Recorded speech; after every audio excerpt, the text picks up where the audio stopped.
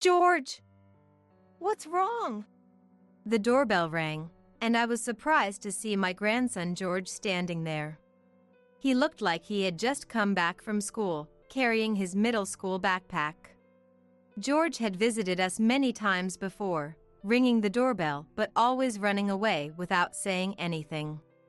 But that day, he stood still, not moving at all. I saw in his eyes that he wanted to say something. "Come over here and help me pick some vegetables." When I opened the gate, George quietly nodded and slowly walked in. For a while, as he helped me with the garden, George remained silent, and I waited for him to open up. After about 10 minutes, George's face twisted, and he began to cry big tears. Why are you crying? Are you hurt somewhere? I worried that George might have been injured and checked his arms and legs for any signs of harm. "No, that's not it. I'm sorry. I'm so sorry for not being able to tell the truth until now." I waited for George to calm down, then gently encouraged him. "You've wanted to talk about something for a long time, right? Go ahead, tell me." "My name is Michelle, and I'm 65 years old. I used to work as a teller at a local bank. My husband, Stephen, is 2 years older than me and worked at the same bank." The bank is all about connections between people. Your smile has a magical power to soothe others, making you perfect for this job. When I first entered the workforce, Stephen guided me with a firm yet kind hand, teaching me the ropes of being a banker and a person. I was drawn to Stephen's genuine kindness and ability to connect with everyone he met. Stephen was highly respected at the bank and eventually rose to the position of branch manager. Michelle, we've got a great crop of eggplants this year. The tomatoes are still small but looking glossy and cute. After retiring from the bank, we cultivated a small garden in our backyard, living a modest life while growing vegetables as a hobby. At the end of May, our only son, Nicholas, who had already started his own family, visited us with his wife, Cynthia, and our grandson, George.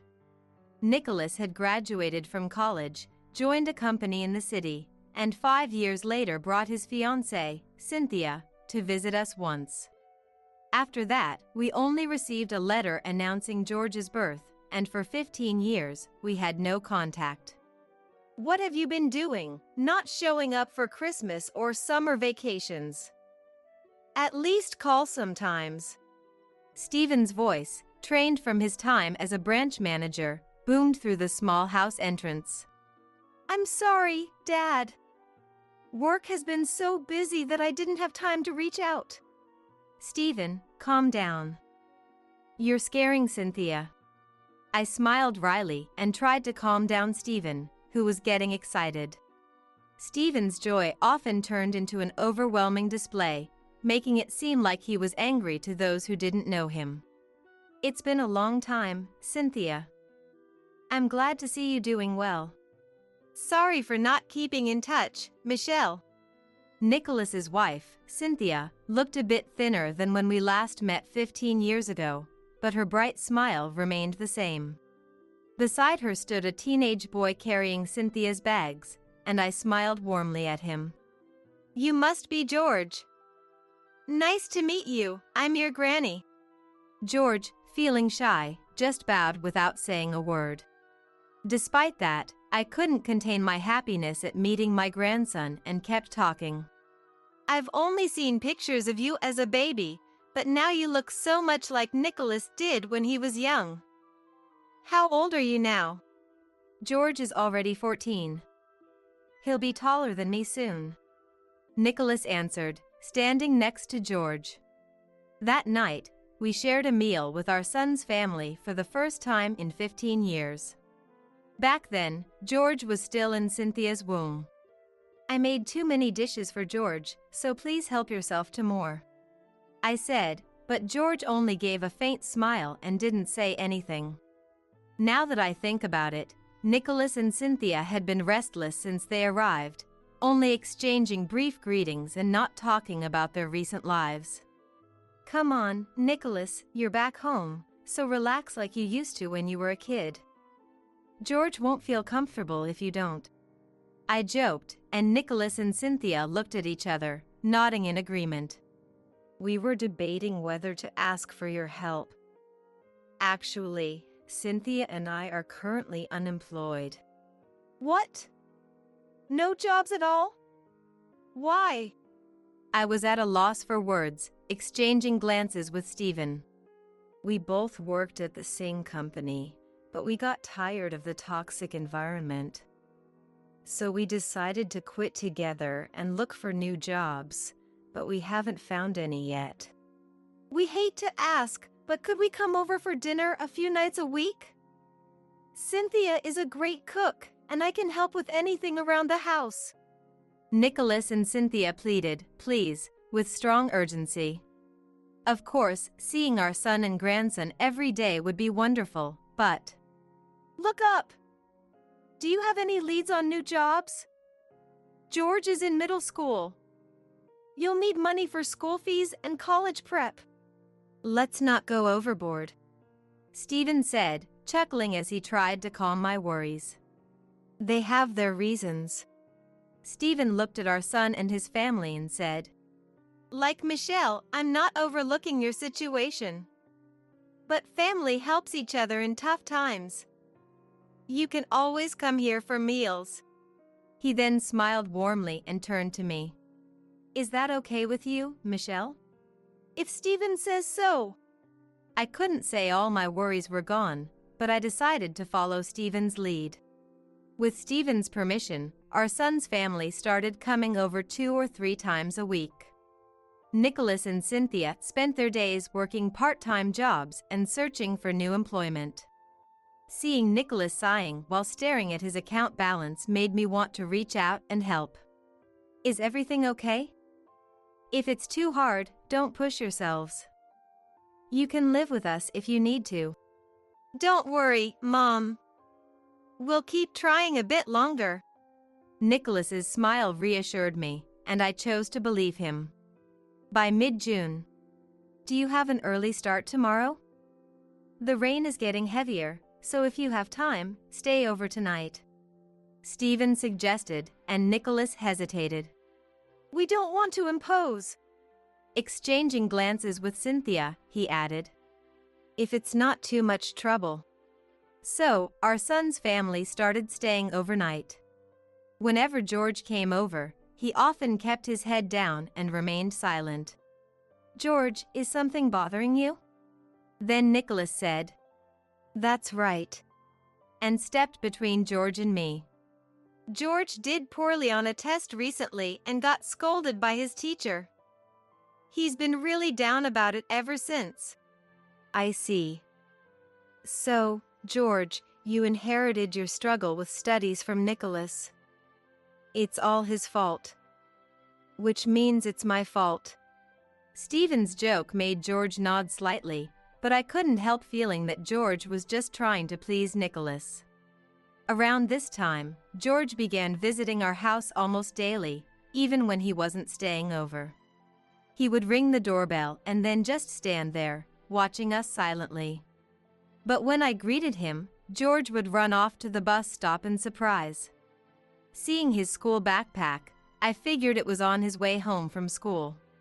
"What's going on with George?"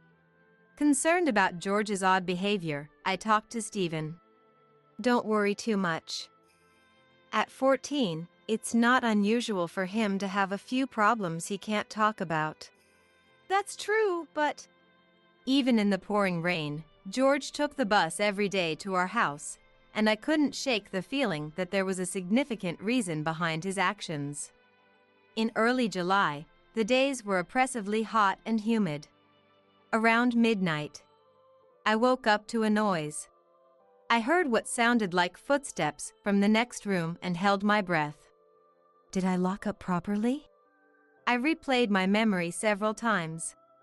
Before bed, I always checked the locks first, and Stephen double-checked the same places. Even if I missed something, meticulous Stephen wouldn't have. I grabbed my smartphone from the nightstand and cautiously opened the bedroom door.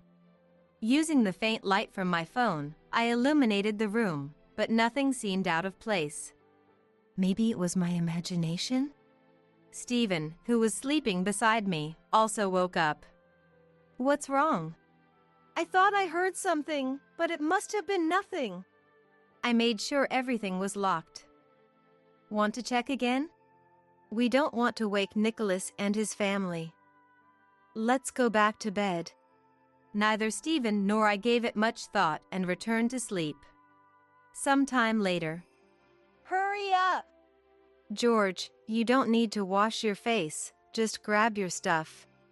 The sound of hurried footsteps and our son and daughter-in-law's voices woke me up.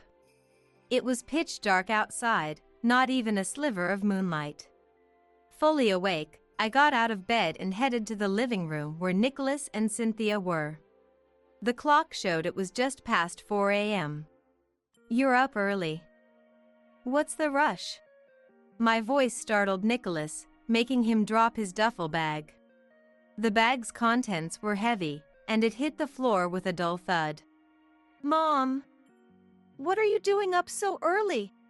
That's what I should be asking you. What's with the bag? Nicholas hurriedly picked up the bag and hid it behind his back. It's nothing. It's just something important for work. That's right. It's nothing you should worry about. Cynthia added with a nervous laugh. Work. Wait, did you find a new job? Yes. I just got a call from, a friend from college.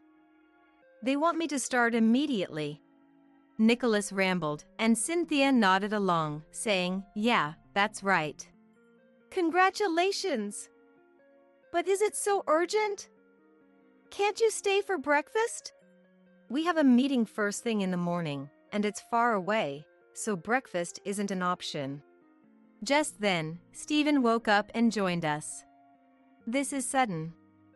Are you sure this job is trustworthy?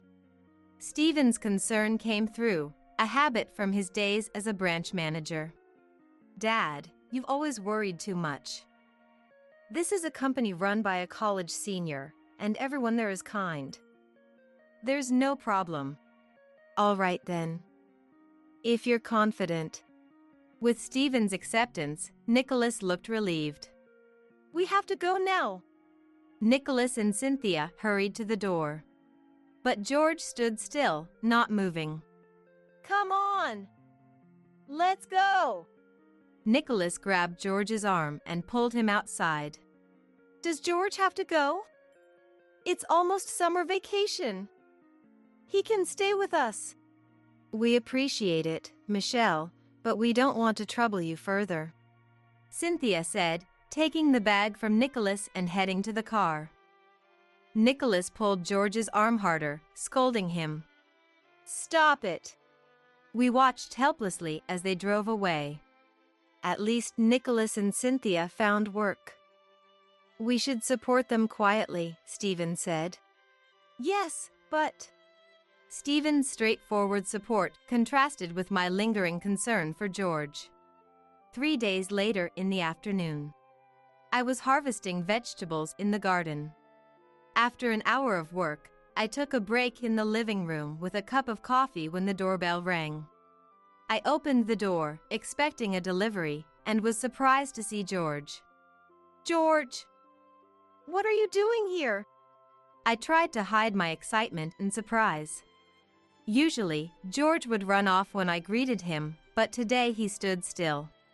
Why don't you come in instead of standing there? I saw in his eyes that he wanted to talk. Come help me pick some vegetables. Would you like to? George hesitated, looking at me silently. Stephen's out with friends. It would help me if you could step in for him. When I opened the gate and gestured for him to come in, George nodded quietly and walked in slowly. For a while, George helped with the garden in silence, and I waited for him to open up. After about 10 minutes, I noticed a black snake near George's feet. The snake was ready to strike, and George hadn't noticed it yet. George, watch out! I immediately pushed George away. The snake lunged and bit my arm. George finally noticed the snake and let out a small gasp. Wow.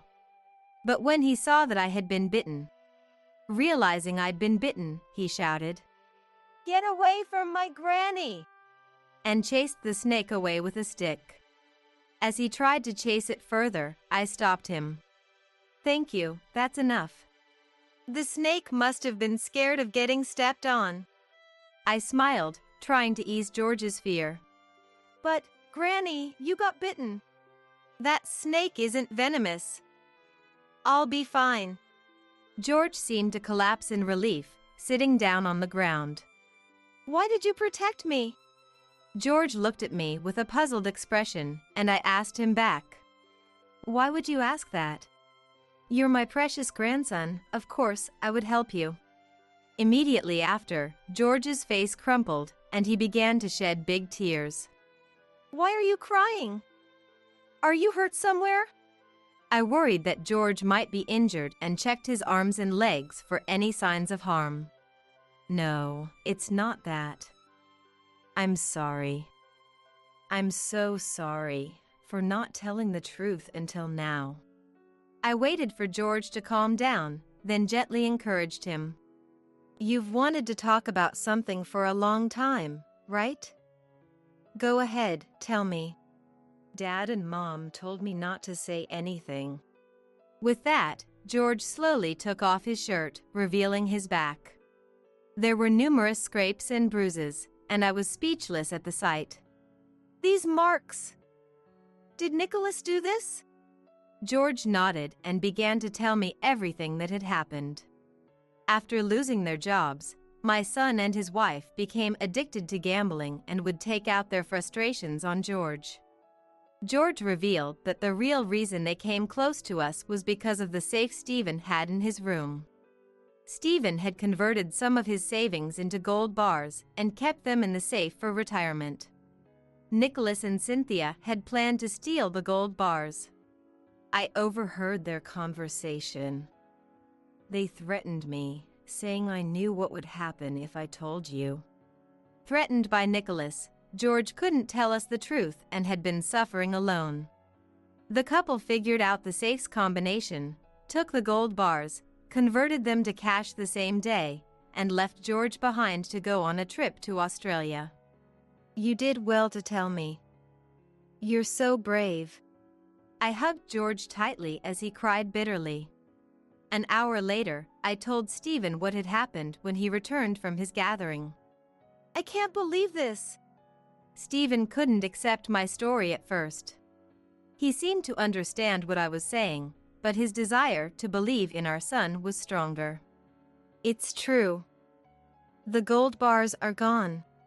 Stephen quickly went to the room and checked the safe. No. But that doesn't prove they did it. Someone from outside could have broken in. Remember, you said you heard strange noises that night. Even now, Stephen was trying to believe in Nicholas's innocence. You made sure to lock up that night, didn't you? And what is it? Is there more? I hesitated to show Stephen it until the end, but I finally decided to show him the video George had saved on his smartphone. This is... Stephen's face contorted with a mixture of sadness and anger. The video clearly showed Nicholas and Cynthia sneaking into the room, taking the gold bars from the safe, and putting them into a duffel bag. I didn't want to show you this, but this is the reality. I held George close and appealed to Stephen's heart. George's back is covered in scars. He says Nicholas did this to him. George knew about their plan but was too scared to speak out. He must have been terrified all this time, especially today. But George found the courage to tell us the truth. Imagine how much bravery that took. We cannot ignore this child's courage. The one suffering the most here is not me or you, but George. Stephen looked down at George's face and slowly patted his head. It must have been hard. You must have been in so much pain. I was wrong. Forgive me, George. Stephen shook his head to clear the sadness, then his expression turned to anger. A week later, Stephen and I went with George to the apartment where Nicholas and his family lived. Are Nicholas and Cynthia returning today? I asked for confirmation, and George answered clearly. Yes. The fridge is empty. What kind of life have they been living? According to George, they left only enough money for 10 days of food before going on their trip. Soon, I heard the familiar sound of a car engine parking, followed by footsteps on the stairs, and Nicholas and Cynthia's laughter approaching. The front door slowly opened, and Nicholas and Cynthia, with their sunburned skin, walked in. Did you enjoy the trip? Stephen asked, and their laughter immediately stopped. Dad, why are you here? Nicholas and Cynthia hadn't told us their current address. Nicholas glared at George hiding behind me and shouted, George! Did you tell them? You traitor! He lunged at George. Just as Nicholas was about to grab George, Stephen stepped in and twisted Nicholas's thin, frail arm. Ouch! I didn't do anything. Let me go!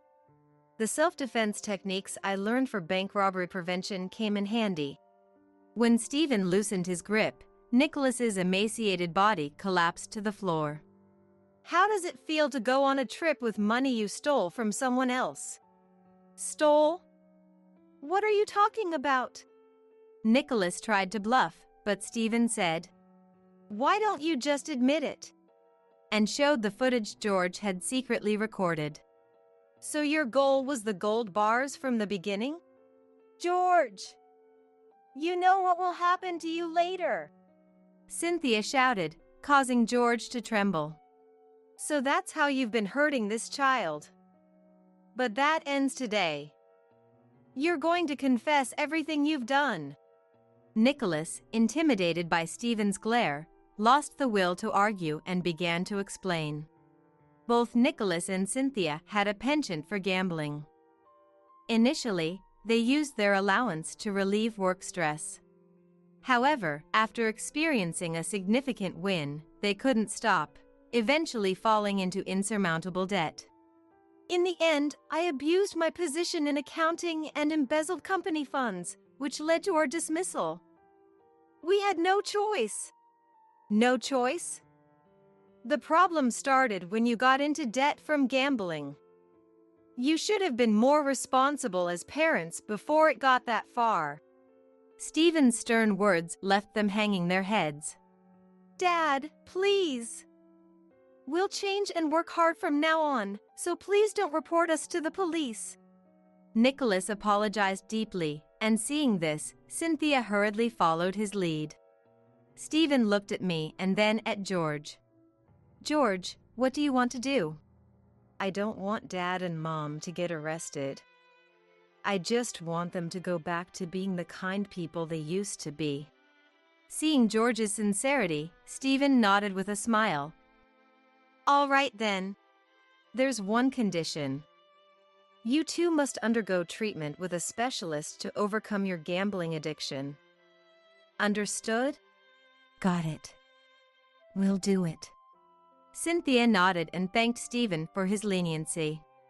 While our son and his wife focused on their treatment in a facility, George stayed with us. Although commuting by bus took more time, George never complained. I get to see different views, and I enjoy it more now. Perhaps George was slowly resolving his feelings toward his parents, as he seemed more appreciative of the little changes around him.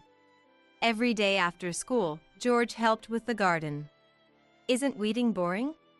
I asked, and George smiled warmly. Not at all. Aren't you tired from bending over, Granny? He asked, concerned for me. During summer vacation, George collected suitable-sized wood from a nearby scrapyard. He skillfully crafted a small chair to make my gardening easier. Thank you, George. This makes my work much easier. I'm glad. I'll make you something even better next time. As school started, George became more energetic. During dinner, George enthusiastically shared stories about his day at school. Some people pay to experience farming. When I told my friends I help in Granny's garden, they were jealous. That's great. Next time, bring your friends over. I'll make some special vegetable curry. Awesome. But maybe without the bitter melon. Stephen laughed heartily. What's this? George's taste buds are still childish. I didn't say I hated it. I'll eat it. George pouted, defending himself against Stephen's teasing. They were more like friends than grandfather and grandson. George, who used to be very reserved, now openly talked with us. Thanks to him, our home was filled with laughter. Grandpa, thank you for always thinking of me, George said seriously, and Stephen shyly looked away. Michelle helped you. I didn't notice anything. George shook his head firmly. No, that's not true. You set the safe's code to my birthday, right? I overheard Dad talking about it. That's not worth thanking me for. You're our precious grandson. We didn't see you for a long time, but we didn't want to forget your birthday. That's why, thank you, Grandpa. George expressed his gratitude again. Every day, we received letters of apology and reflection from our son and his wife at the facility. While I cherished my time with George, I sometimes wished these moments could last forever. But George still needed his parents and would eventually return to them. Once Nicholas and Cynthia received proper treatment and overcame their addiction, maybe we could all go on a family trip. Hoping for the day they sincerely reflect on their actions, I savor these irreplaceable happy moments. I never thought my parents, who doted on my genius sister Luna, would say they didn't need me. Having one child is enough. We don't need you because you're a failure. Saying so, my parents kicked me out when I was still a child. The one who reached out to me in my confusion was my Uncle Liam. Sorry, it's not much, but let's live together. I grabbed his hand without hesitation. My name is Natalie. I'm now 30 years old, but I have a complex past. It's about my family. I'd like you to listen to this story first. I was born into a normal family with a dad who was a company employee and a mom who was a housewife. We lived with my grandma in my dad's parents' home, where my dad's brother Liam also lived. We started living there when I was 4 years old, and Liam was 24. It's not unusual to be single and living at your parents' home at that age. However, Liam had a reason he couldn't leave the parents' home. I didn't know much about it as a child, but it seems Liam was frail from childhood. He often fell ill even as an adult, which made it hard for him to keep a job. He worked part-time, but even then, he could only manage short hours, about 2 days a week. That income was obviously not enough for living on his own. Perhaps feeling guilty for being supported by his parents even as an adult, Liam always looked apologetic. You're just a burden to your parents. My dad would frequently yell at Liam, and I often witnessed it. And he always did it when my grandparents weren't around. My grandparents loved both my healthy dad and the frail Liam unconditionally. The cohabitation started due to reduced income during a recession, so my dad, being in their care, probably held back in front of Grandma. But when Grandma wasn't there, he would always say terrible things to Liam, looking down and mocking him. Liam, with a sad face, would just take it silently, neither getting angry nor talking back. Why don't you get angry? As a child, I once asked him outright. Liam, with a troubled look, replied, "Because it's true that I'm being supported by our parents." As a child, I thought that made sense, but now as an adult, I think differently since my dad also lived in his parents' house, so he's not in a position to talk. If I had understood that at the time, I would have sided with Liam. As a child who didn't understand, I just felt bad when my dad yelled at Liam, but I couldn't say anything. The atmosphere was bad when the grandparents weren't around, but it was peaceful when they were. Liam would relax and smile in front of the grandparents, and my dad wouldn't show his true colors. My mom was too busy with me and my younger sister Luna, 2 years my junior, to care about the relationship between my dad and Liam. I thought our everyday life would continue like this forever. But then, everything suddenly changed. Both grandparents died in an accident. I was 6 years old at the time. Their death was incredibly sad and lonely, and I cried a lot. Luna and I cried together. I clearly remember Liam also quietly shedding tears. But what I remember most vividly, and can't forget, was my dad's laughter. Yes, my dad was laughing. Even when rushing to the hospital or during funeral preparations, he never cried once. It wasn't about being stoically composed. Even as a child, I could understand that my dad wasn't sad. And that turned into certainty. On the day of the funeral, my dad was laughing. He probably thought no one was watching, but I saw my dad's joyous expression. It wasn't a smile from sadness or confusion. As his daughter, I could tell. It was a smile of true delight. My dad was happy about the death of my grandparents. Probably thinking about the inheritance, that smile was so hideous, it scared me as a child and made me cry. He probably thought those were tears for the grandparents. Liam put his hand on my head and gently stroked it. Looking up, I saw his eyes, red from crying, but they were looking down at me with such kindness. What was this? Despite being brothers, Dad and Liam had completely opposite reactions to our parents' death. That moment greatly increased my sense of discomfort towards my dad. Then Dad's attitude changed drastically. First, his treatment of Liam became openly worse. Why should I have to support a useless person like you? Be grateful I'm even letting you live here. If you can't pay rent, I'll take all the inheritance. At the time, I didn't understand, but it was an incredibly unreasonable thing to say. Despite having the right to an equal share of the inheritance, Dad wanted it all for himself because he had the highest income. Liam could have stood up for himself or sought legal action through the appropriate agencies. But he didn't.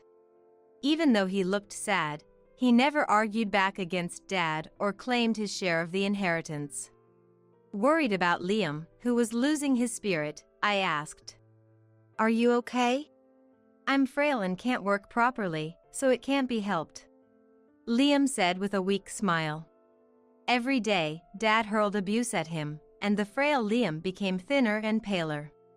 Still, Liam would smile at me and say, "I'm okay."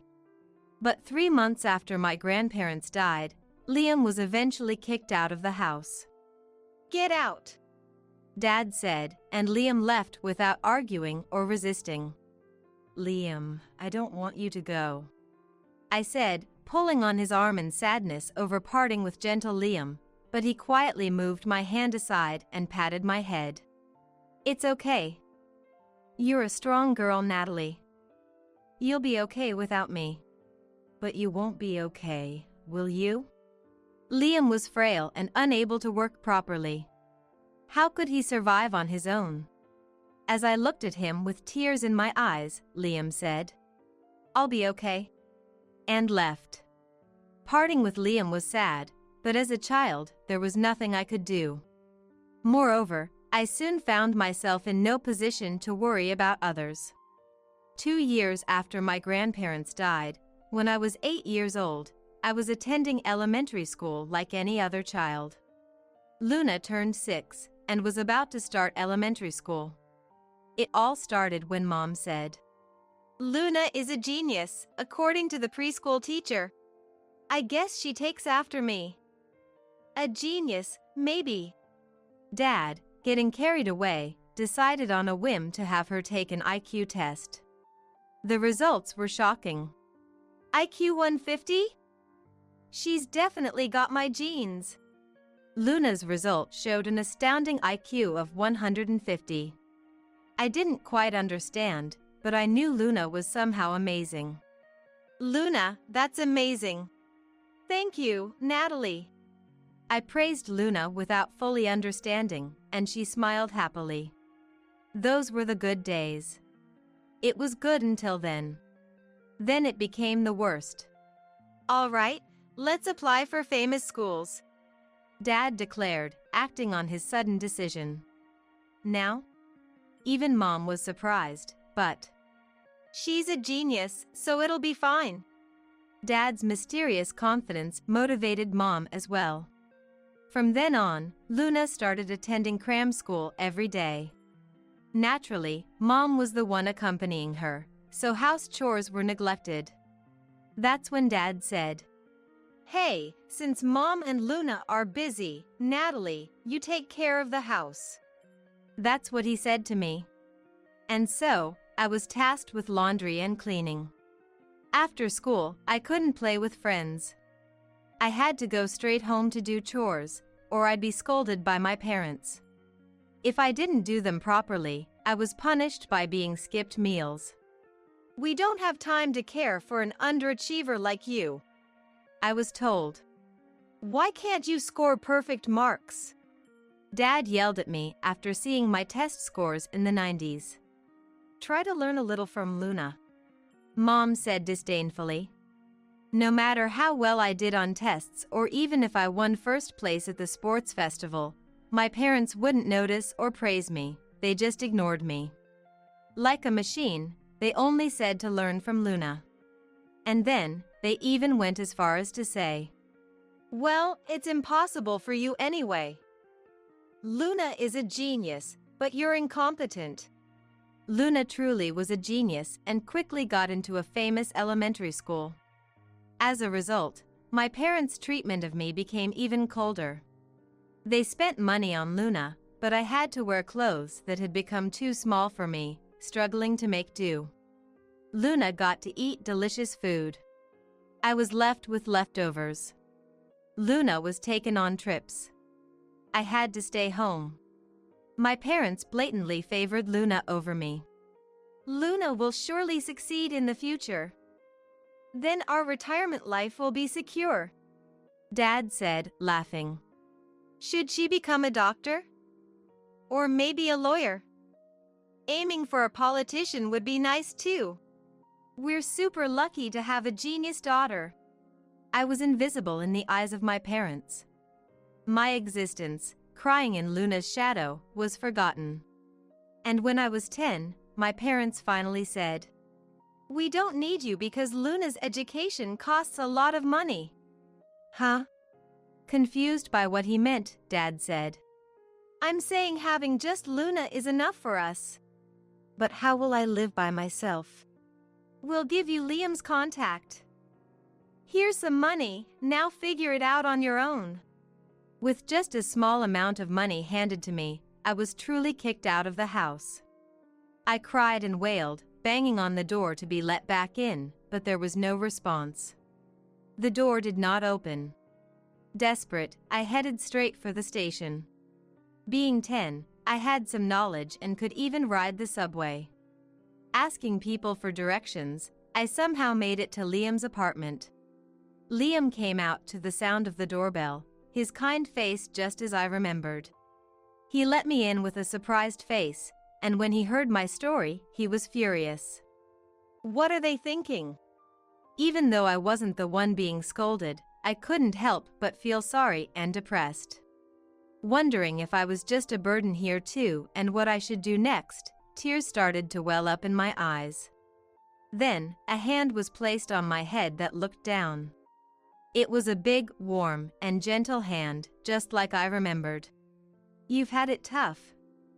But it's going to be okay now." "But what should I do now?" "I'm still frail, with little income and poor," Liam said, making a pained expression in front of me. However, His expression seemed much stronger than when we lived together before.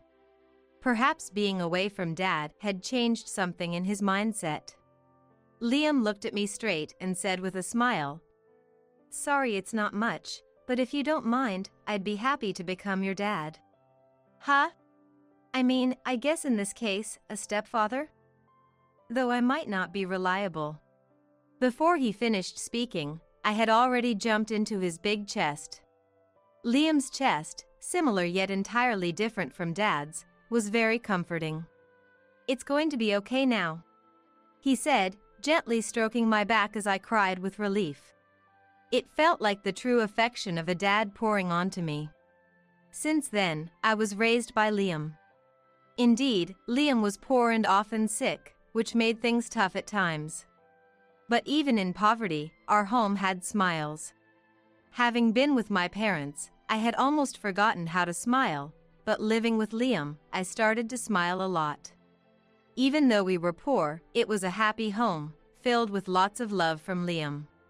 Wanting to repay Liam's kindness, I did my best in everything. When I worked hard, Liam would praise me. Even if the results weren't good, he praised the effort. Happy about being praised, I worked even harder. The existence of my parents, who never praised me, eventually faded from my memory. Growing up healthily under Liam's care, 20 years flew by, and I turned 30. And now, familiar faces stand before me. Dad, Mom. It's been a while, Natalie. Have you been living well? Dad, who I had pushed to the far reaches of my memory, said smiling. He had aged significantly, with barely any hair left. My gaze towards Dad was cold, which was natural. What do they want after all this time? Unfazed by my cold gaze, he said, "Well, let's forget about the past and start getting along as a family from now on." Naturally, my response was, "Huh? What are you talking about? Getting along as a family? Don't joke with me. Just as I thought, an underachiever like you has a bad mouth. No matter, I'll re-educate you from now on." "No, thanks. Please leave." I pushed him away as he tried to enter the apartment. Then Mom joined in. "Natalie, don't pretend to be strong. Rely on us. You must not be leading a decent life living in such an old apartment, are you? You have nothing to do with it. Just go home. Don't pretend to be strong. Just let us in. No, just go home. Let us into the house. Go home." What's with these two? If my memory serves me right, Dad and Mom are about 55 and losing their strength, yet they are unnecessarily forceful. Or maybe not, it would be strong if both of them came at me. As Dad's foot reached the entrance, I pushed back with all my might. The parents tumbled over from the force. I ended up looking down on them naturally. "You're so annoying." "What? I'm busy here. Can you please leave?" What kind of way is that to talk? What do you take your parents for? The moment you abandoned me, I never considered you my parents. We raised you until you were 10. Until I was 10, yeah. I think I was only properly raised when my grandparents were still around. You still managed to live, didn't you? That doesn't give you any right to act all high and mighty. As my parents stood up, rubbing their backs, they looked utterly feeble. Despite being in their 50s, they looked aged enough to pass for their 60s, if not their 70s. You said it, didn't you? That Luna was enough for you. With a genius like Luna, there was no need for you to come see me. Things have changed. My words made Dad wince painfully. What happened to Luna? Did she stop working and hole up in her room? She became a lawyer. Oh, isn't that wonderful? Just as expected of someone with an IQ of 150. Then she disappeared. Wow. As the story unfolded, Luna apparently smoothly transitioned from college to graduate school and then took the bar exam. She didn't pass on the first try, but did eventually make it.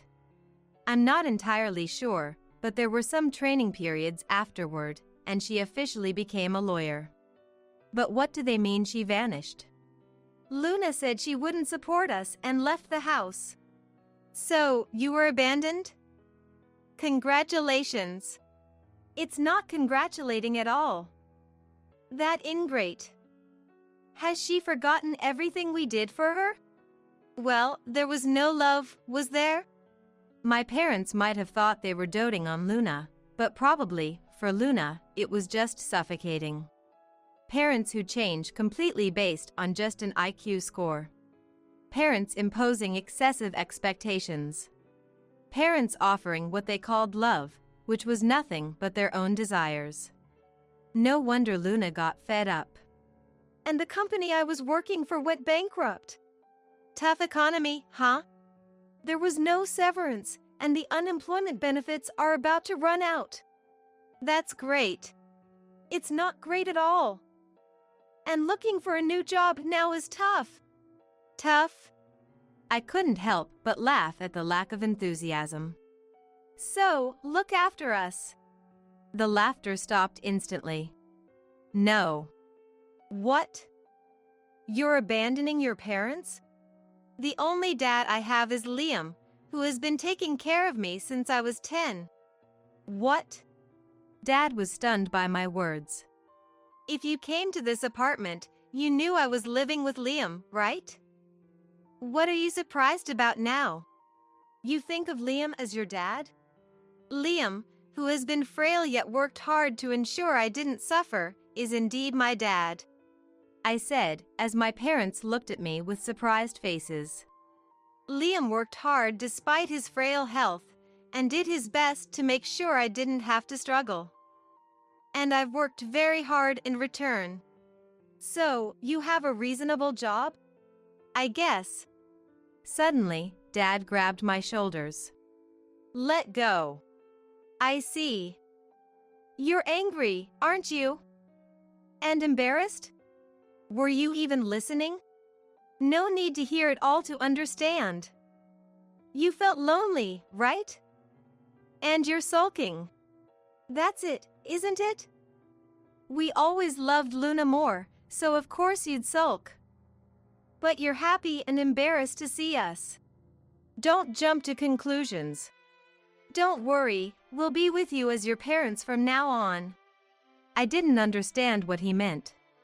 Was Dad already suffering from dementia? For a moment, I stared blankly at my parents' faces and then began to laugh at their expressions. Why are you laughing? Is it from happiness? Of course not. Just so you know, I haven't thought about you not even once in these last 10 years. Thanks to Liam, I've been leading a very fulfilling life. The sudden laughter took my parents by surprise, and I continued speaking. I graduated from college on a scholarship, you know. Is that so?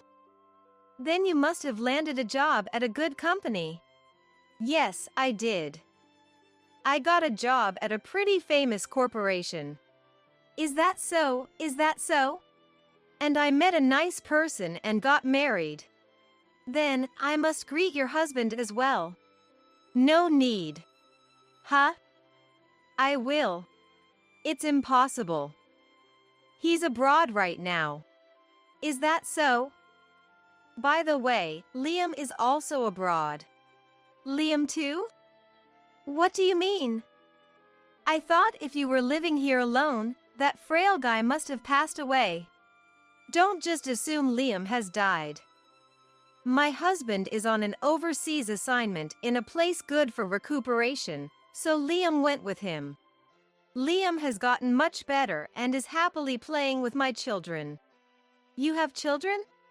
It seems Dad's mind can't keep up with the flood of information coming in.